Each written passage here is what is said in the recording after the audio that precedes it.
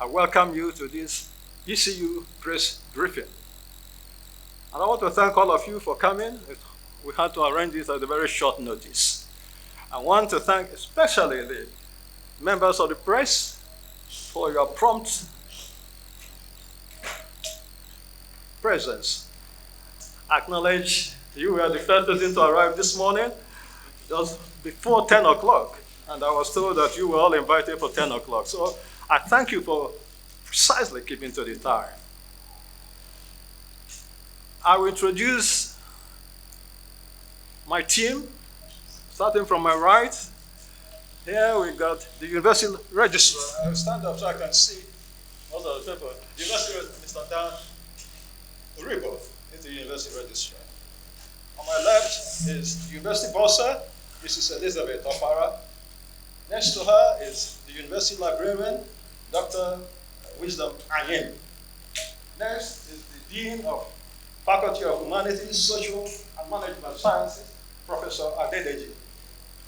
Next is the head of the Department of Chemical Sciences. I don't know whether you're representing your dean.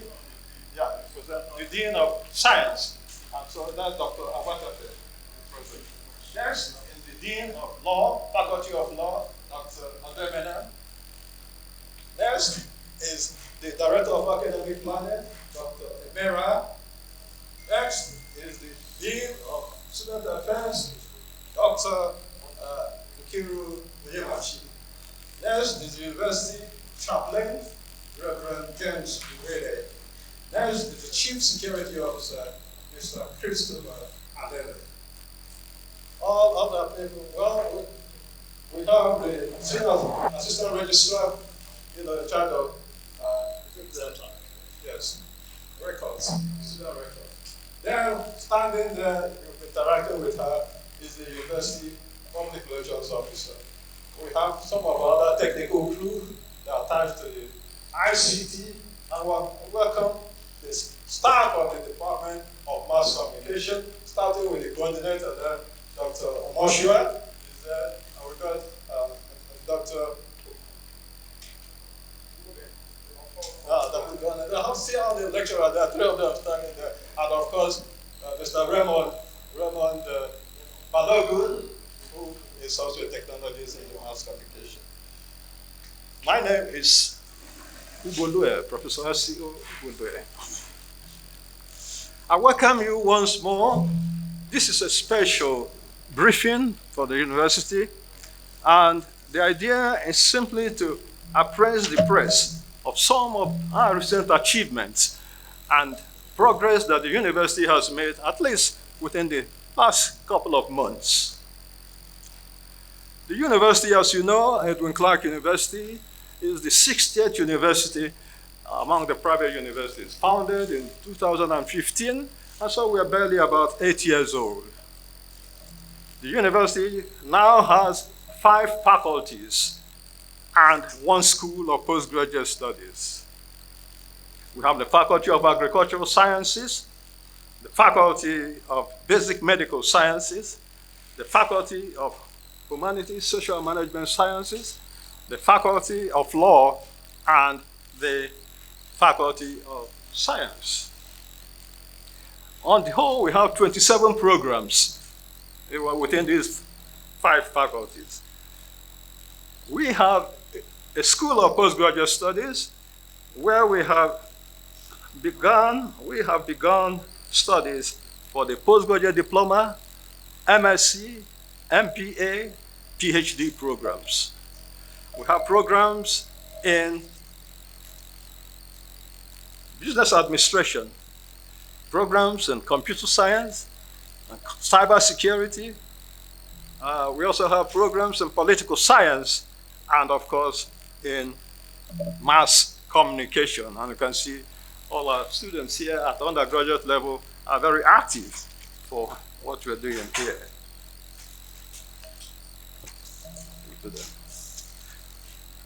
That, the registrar will give you copies of all our programs. Then we also have the School of Basic Studies. The School of Basic Studies runs A-level equivalent courses for JUPEP, Joint Universities Preliminary Examination Board. The 2023-24 session, we matriculated a large number of students, and we're very proud that we are making progress. 476 students matriculated for the 2023. That brings all a lot of maybe 1,347 on the whole now. But we are making progress in terms of our enrollment within the university. The major event today is to celebrate. We are trying to celebrate the university ranking. The 2023-2024 NUC ranking has placed this university, Edmund Clark University, as the 25th university in the country. You may know that within the university system, Nigerian university system, now, as of 2023, we have 249 universities. We have 249 universities, and out of that, there are 149 private universities. And so for Edwin Clark University, barely 8 years old, to be ranked 25th among all these universities is something to be proud of, and the university is indeed proud. The proprietor, you can see, the proprietor, just in case you don't know the proprietor, but everybody knows Chief Dr. Ike Clark, as he's like to be called. He had a press conference about this event in Abuja, and it was published in Vanguard on the April 15th, and headlined, "I am satisfied. I am fulfilled." I think that was it. I am fulfilled. You see, he was particularly thrilled that his university, as in the press conference, came out 25th out of over 200 universities. And so we are celebrating these accomplishments. The university community, the proprietor has decided that he will celebrate this accomplishment with the students and the staff of the university. And today we decided that after this briefing, we shall go to the auditorium, and all staff and students of this university will be celebrating with us. I thank the chaplain. He has already produced a program, and I've communicated that program to the proprietor. So we are in a celebratory mood, as the Americans say, but we remain focused. This university providing a lofty, healthy, and system that will enhance teaching, research, and community service. That's our role here. If you look at our motto, it says knowledge and development. We want to continue to excel in the academics, in all the 27 programs that we have in this university, and as well as ensuring that students maintain the highest moral standards. The welfare of students and staff remain a major concern. And as I go on now, I'm going to enumerate some of the achievements that we have accomplished in the last maybe 12, 14 months. The first one is installation of the 33 kVA switchgear to improve the electricity supply to this campus. We're happy to report that this university now is on the national grid. After almost 8 years, we have been depending mainly on generators. But after accomplishing that, being put on the national grid, we see immediately the fallout. What is the fallout? We have been experiencing an escalating price in diesel, which at least is what everybody is experiencing. At 1,650 naira to the liter, we are unable to continue to provide all the hours of lighting. And so we had to modify it a little bit. But at the same time, we have assured students that they will continue to enjoy the best hours for their lectures and studies. We have been able to relocate our School of Postgraduate Studies from a temporary location to a more permanent location, which we did on the 29th of January this year. Consequently, we opened a new male hall of residence. We have been able to refurbish the old male residence to convert it to a female hall too for our undergraduate female students. We have improved on the water reticulation and increased boreholes on campus because of the need for additional water for our students at all times. As I said earlier, enrollment has increased now to about 1,479 students. All of them are fully residential on this campus. At the same time, we have a postgraduate school hall of residence, which is outside the campus, but primarily for our postgraduate students. And for this current year, we've admitted 19 postgraduate students. 4 of them register for the PhD programs.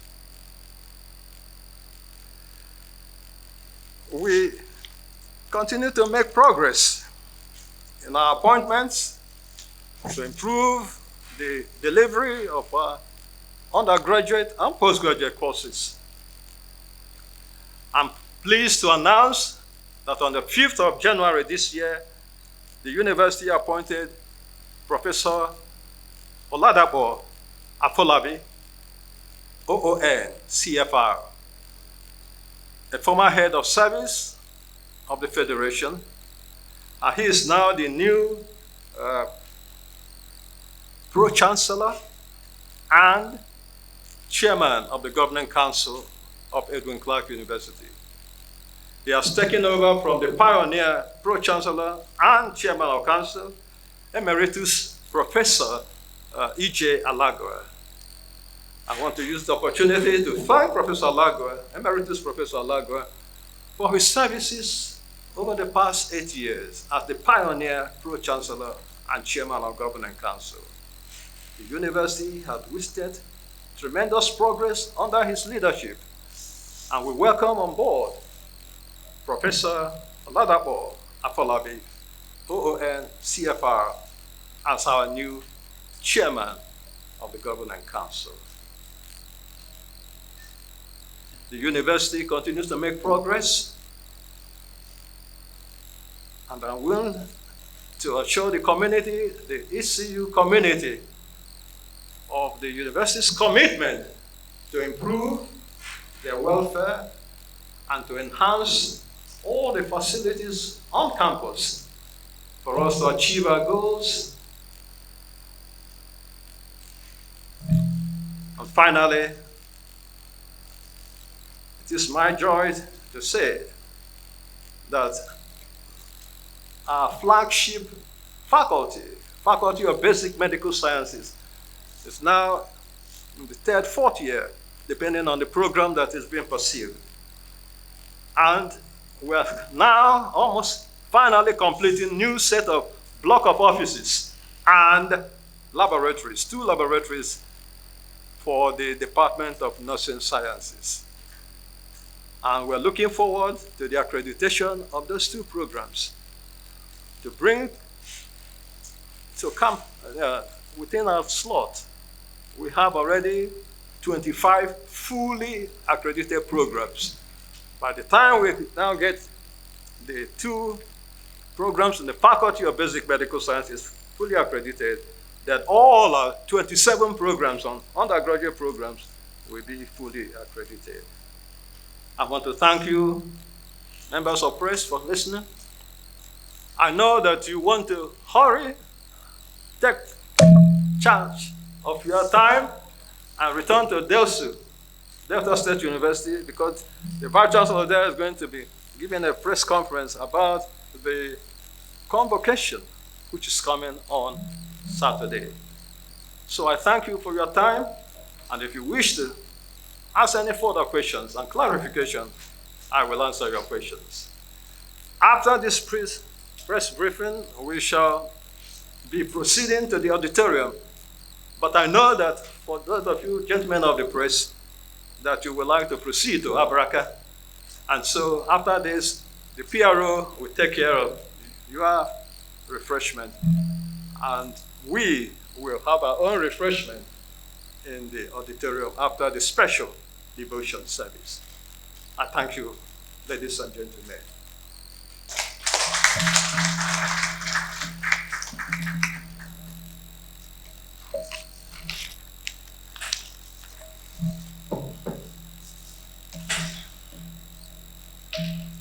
Vice Chancellor, I want to thank you for your briefing.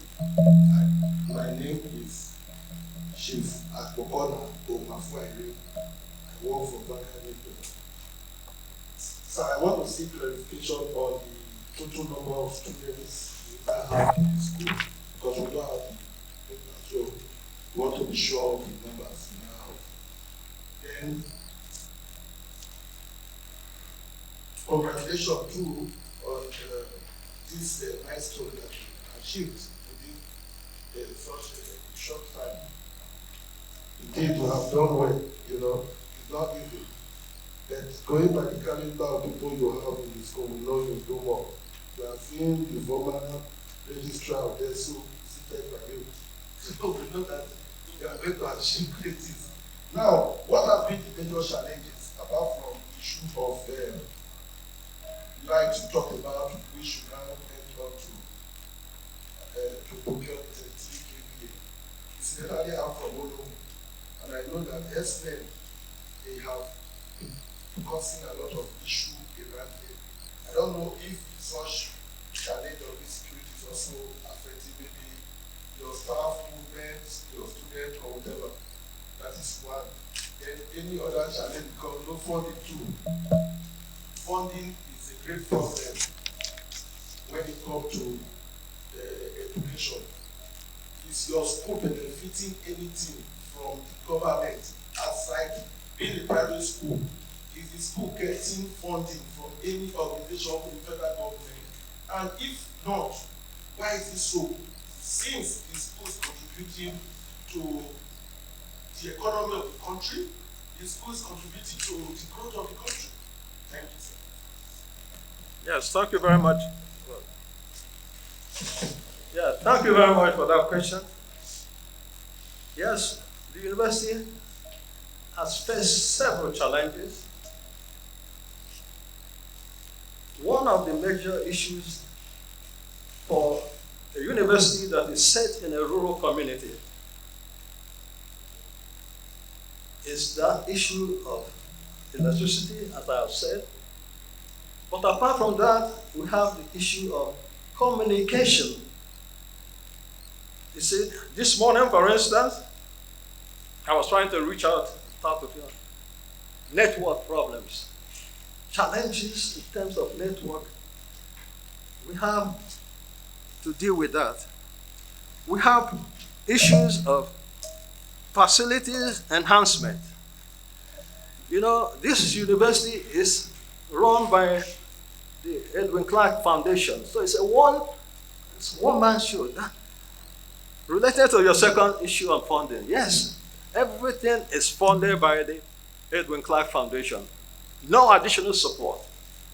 And so for a university to make progress, for universities to thrive, for university to attain its goal, we need additional support from other stakeholders. These stakeholders could be people who have children here, who can see what the university is trying to accomplish. This university, for instance, is one of the, in terms of the fees, we have the lowest fees structure amongst the 100 and now 2 universities we have just approved this year. Now there's now 150 private universities. We have the lowest fee structure. And the fees that we are charging now have been in place since 2015.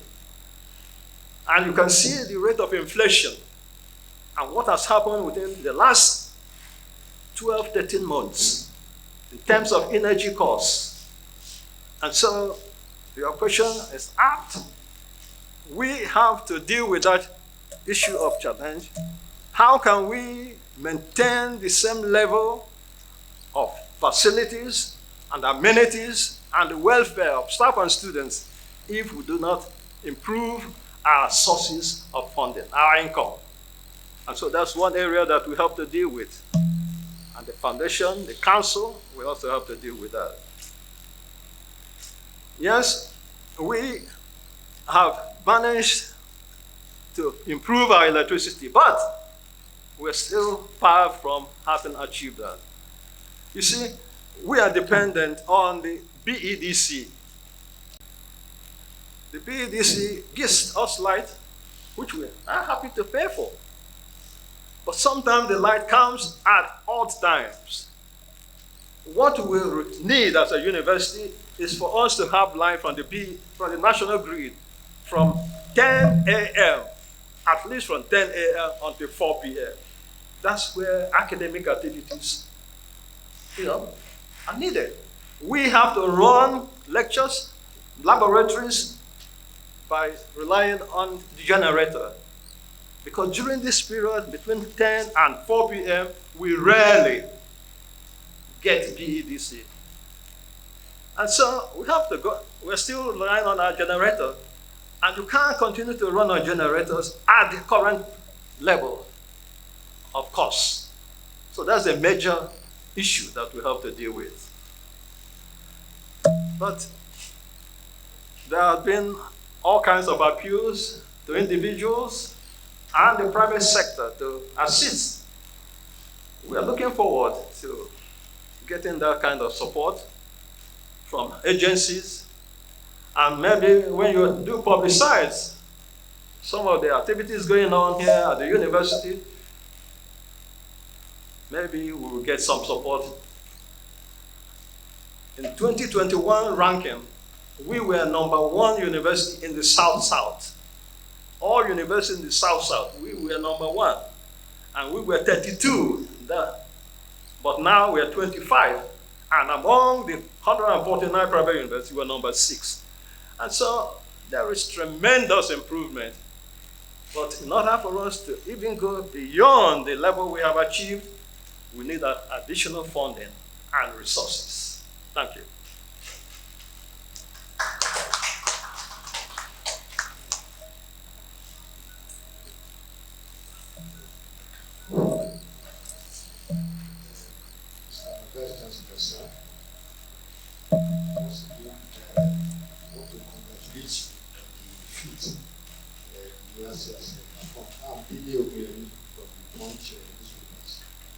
You told us that the university has been ranked 25th among the Nigerian universities.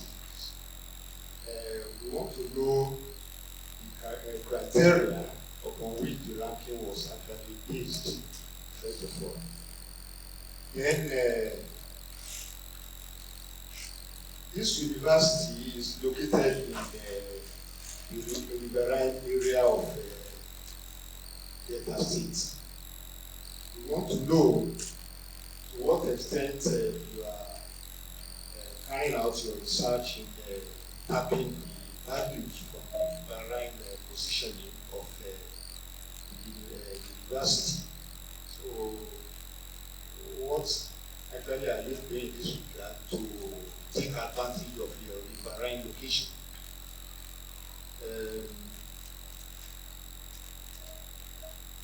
Then, sir, we want to know, sir, the major research breakthroughs you've so far recorded.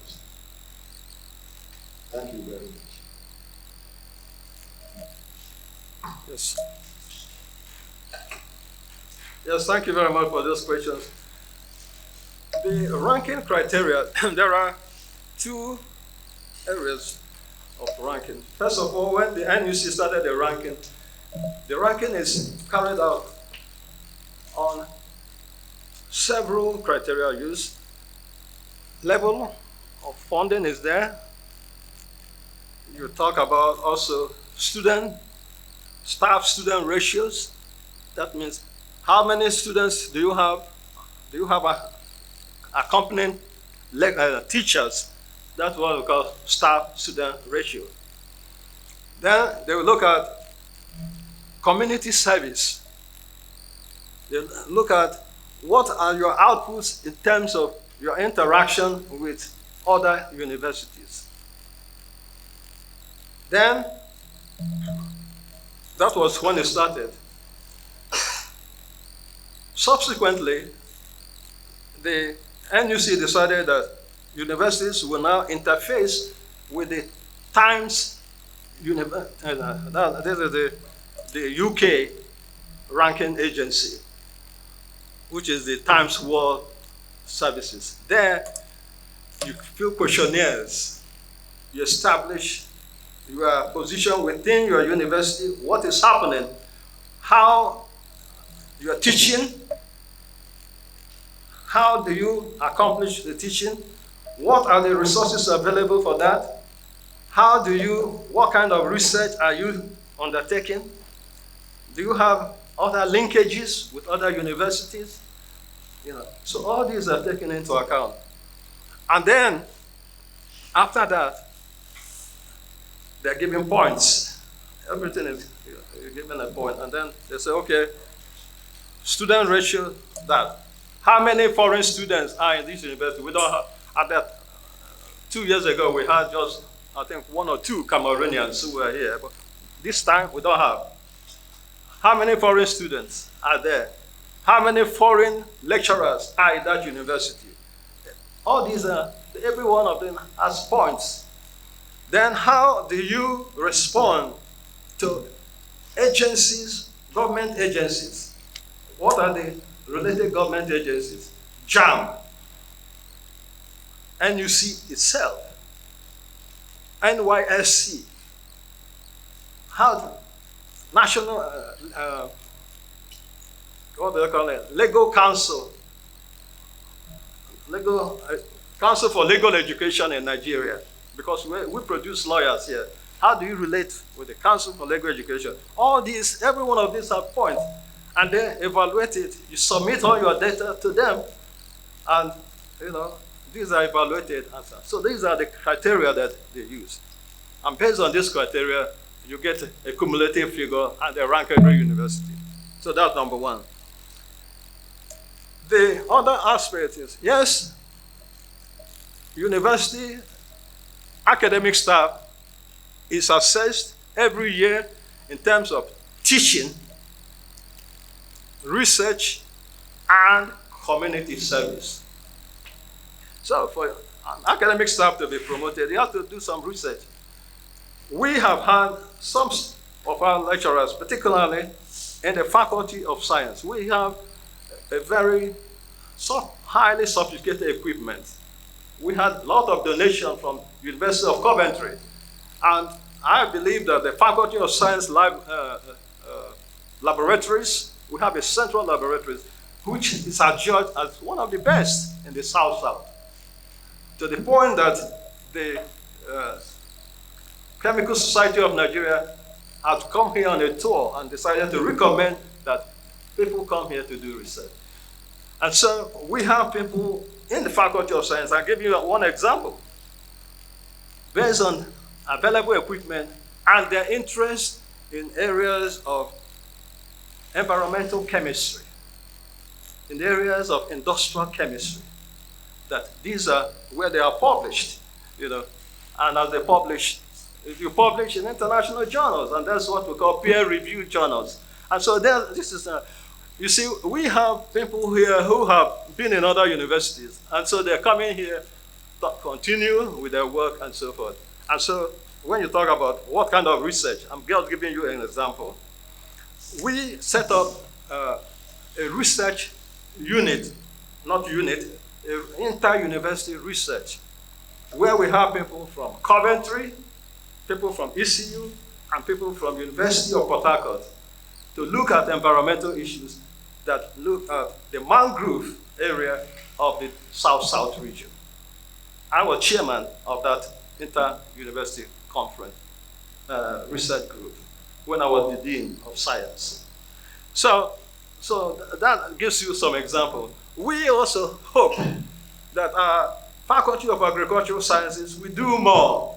We had a research program that we submitted. It wasn't funded, but it was to be funded by an external agency when we were going to introduce new methodology in agriculture, in cassava production, in fisheries, and so forth. And we articulated that in a research proposal that went to UK for funding. So those are the kind of interactions and research that this university is trying to undertake. Let me see. I think that's answered your questions. Thank you.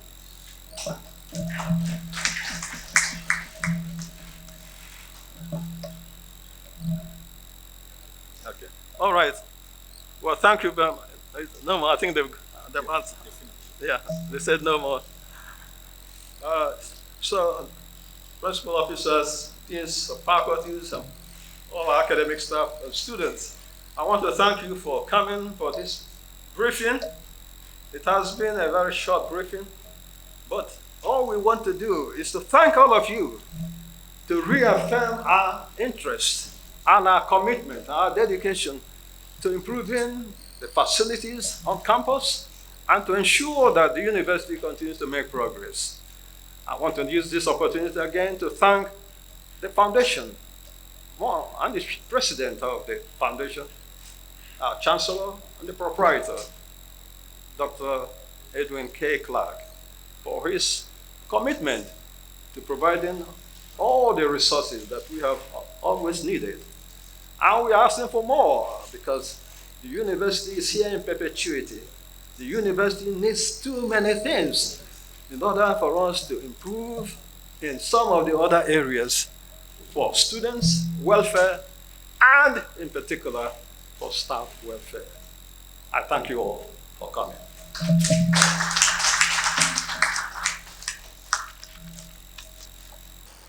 We just had a press briefing from the Vice Chancellor of Edwin Clark University, Professor S.C. Ugbolue. The Vice Chancellor highlighted a whole number of things during that briefing. First, he mentioned that the university was ranked 25th out of 249 universities nationwide. That was quite a few notches higher than what it was previously ranked in 2021. The Vice Chancellor also mentioned to members of the press some of the problems or some of the challenges the institution was facing, such as insecurity, network challenges, and quite a couple of other challenges, especially relating to its power supply. Responding, some of the pressmen asked questions on how the solution to some of these problems will come if the university will get external funding and all sorts of things, and how the university itself will grow. The Vice Chancellor also thanked members of the press for making out time to be around so that they could take the information to their various audiences in different parts of the world. I am Ofon Bokibanga for ECU Television.